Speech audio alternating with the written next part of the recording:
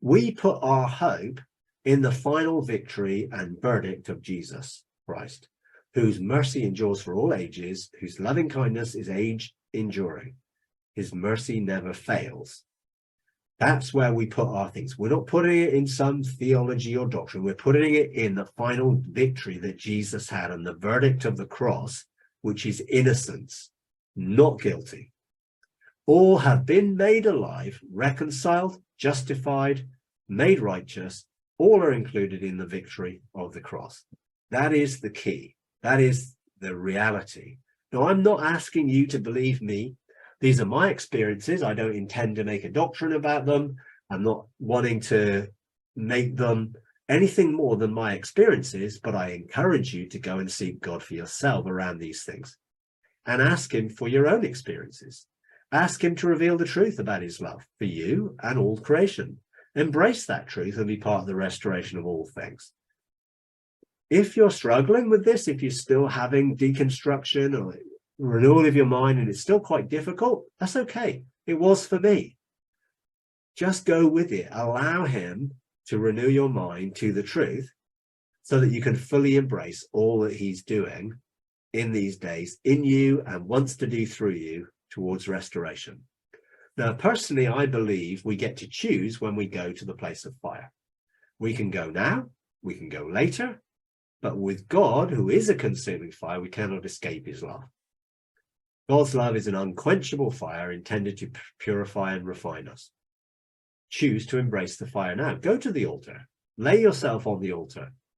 Ask for coals to be taken from the altar. Present yourself as a living sacrifice. Engage the fire of the firestones, the river of fire.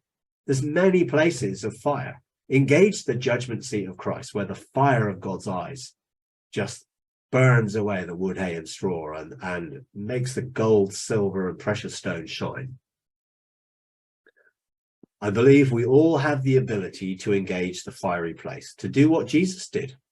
Preach the good news to those spheres that we're mandated to engage. Don't just think you can go there and preach to anybody.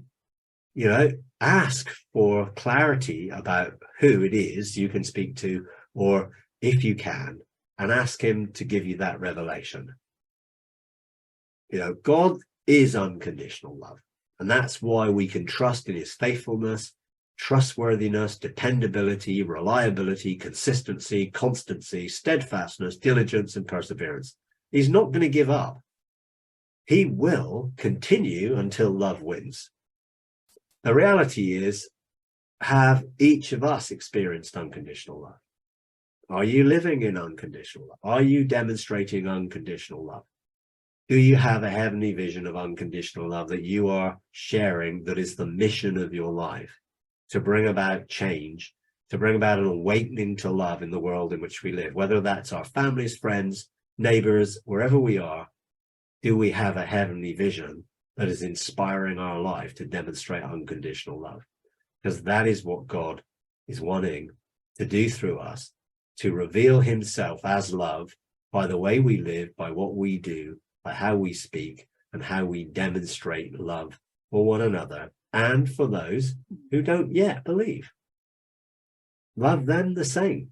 Have no favorites. God doesn't. God loves everyone the same.